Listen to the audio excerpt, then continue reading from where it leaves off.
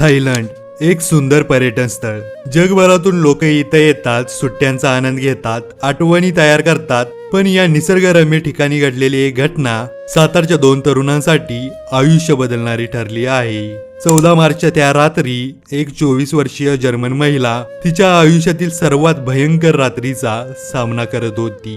तिच्यावर 2 भारतीय पुरुषांनी अत्याचार केल्याचा आरोप होता. तपास सुरू झाला, पुरावे गोळा केले गेले आणि यातून समोर आली 2 भारतीयांची नावे, विजय घोरपडे आणि राहुल वैटे, जे महाराष्ट्रातील साताऱ्यातील कोरेगावचे रहिवासी होते.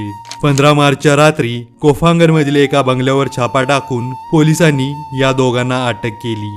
चौकशी दरम्यान विजय घोरपडेने गुन्हा कबूल केला तर दुसऱ्याने यासाठी नकार दिला. जर हे दोषी सिद्ध झाले तर त्यांना 20 वर्षांचा तुरुंगवास किंवा कदाचित मृत्यूदंडही होऊ शकतो.